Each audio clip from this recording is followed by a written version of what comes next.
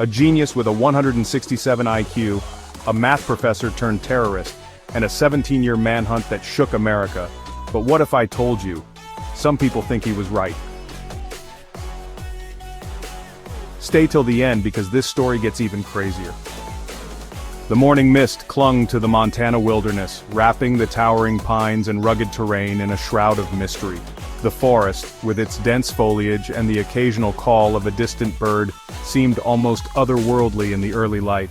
It was a place where secrets could be hidden, where the past could linger undisturbed. Amidst this serene yet eerie landscape stood a ramshackle cabin, silent and half-hidden amongst the trees. Its weathered wood and sagging roof spoke of years of neglect, of a life lived in isolation. The cabin seemed to blend into its surroundings, almost as if it were a natural part of the forest itself.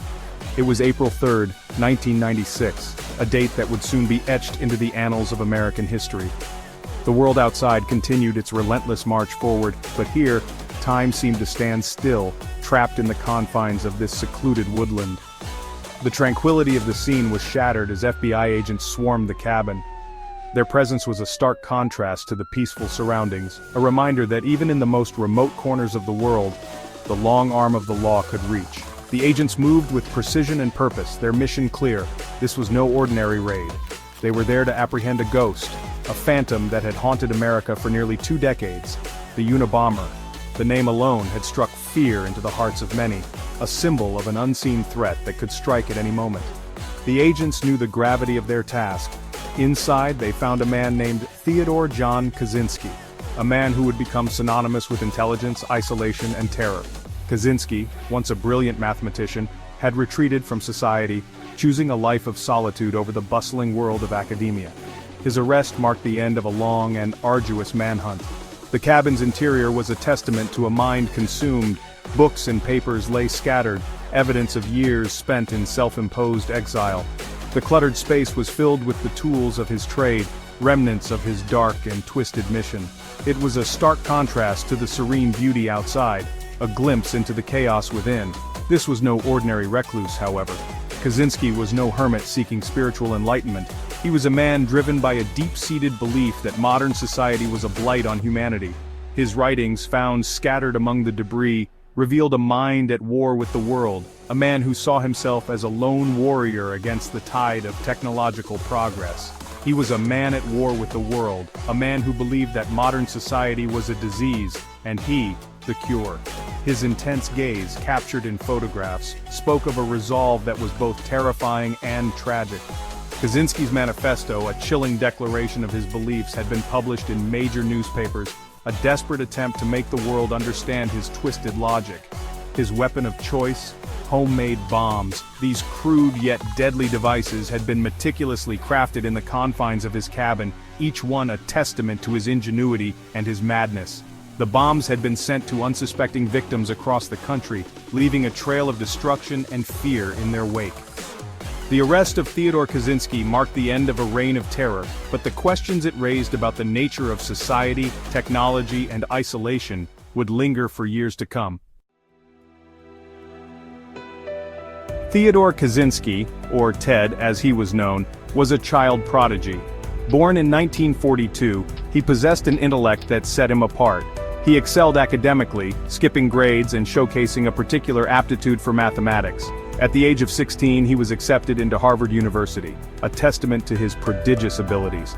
Harvard was a melting pot of brilliant minds, yet Kaczynski stood out. He was described as quiet, intense, and solitary. His professors recognized his genius, but some also noticed a certain detachment, a coldness behind his eyes. Little did they know that this young man with the world at his feet would turn his back on it all, and in doing so, embark on a path of destruction and despair. While at Harvard, Kaczynski participated in a series of psychological experiments conducted by Professor Henry Murray. These experiments, designed to study responses to extreme stress and manipulation, would later become highly controversial. Kaczynski, a willing participant at the time, was subjected to intense psychological pressure, including personal attacks and humiliation. The full impact of these experiments on Kaczynski's psyche remains a subject of debate. Some argue that they were the catalyst for his descent into madness, planting the seeds of paranoia and resentment that would later blossom into violence. Others maintain that Kaczynski's antisocial tendencies and radical beliefs were already present, merely amplified by his experiences.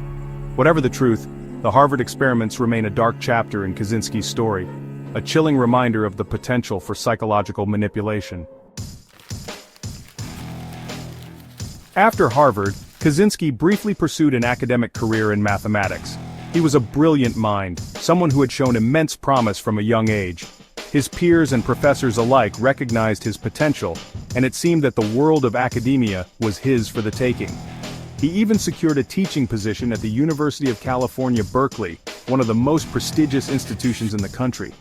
Here, he was expected to flourish, to contribute to the field of mathematics in groundbreaking ways. But his time in academia was short-lived. Despite the promising start, Kaczynski found himself increasingly disillusioned with the academic world. The pressures, the politics, and the expectations weighed heavily on him. He felt out of place, disconnected from the very environment that was supposed to nurture his intellect. In 1969, at the age of 27, he abruptly resigned from his position and retreated to a life of solitude. This decision shocked many who knew him. It was as if he had vanished from the academic world overnight, leaving behind a promising career and a future that many would envy. He built a small cabin in the remote wilderness of Lincoln, Montana, seeking solace from the very society he had come to despise. The cabin was modest, a stark contrast to the bustling university halls he had left behind. Here, surrounded by nature, he hoped to find peace and clarity. Kaczynski lived a Spartan existence, surviving off the land and scavenging for supplies. He chopped wood for warmth, foraged for edible plants, and fished in nearby rivers. His life was one of simplicity, far removed from the complexities and conveniences of modern society.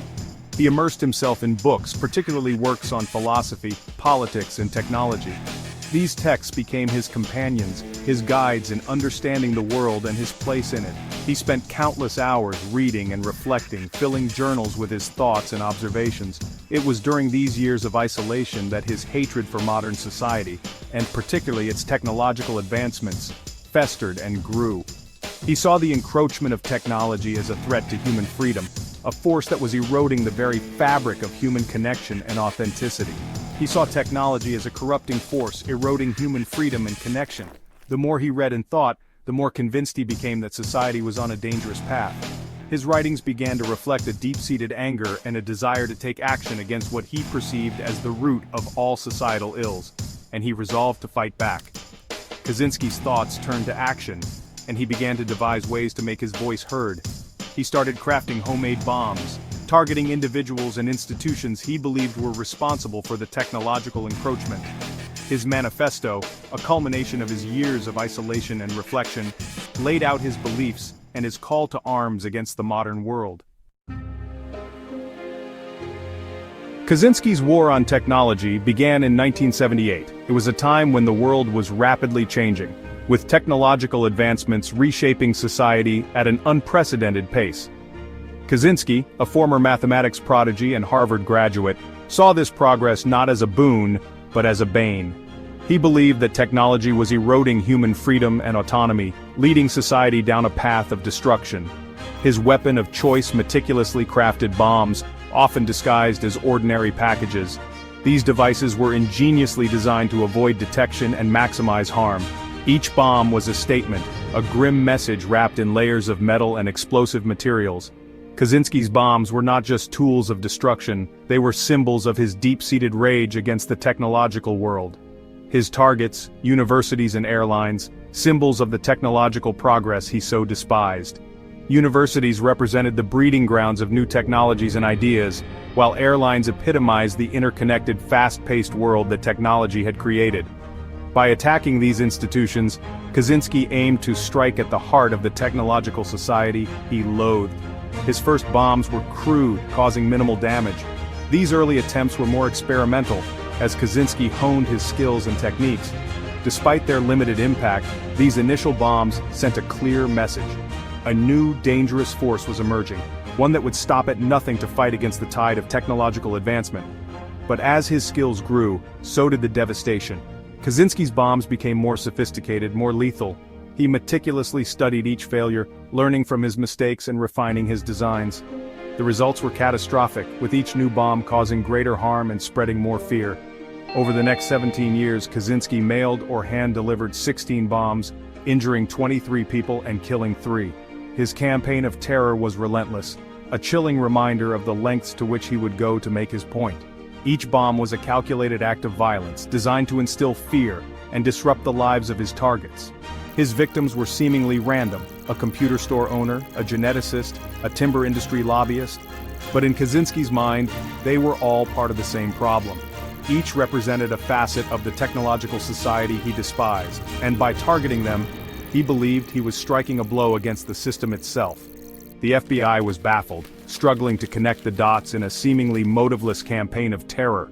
The lack of a clear pattern or motive made it incredibly difficult to predict where Kaczynski would strike next.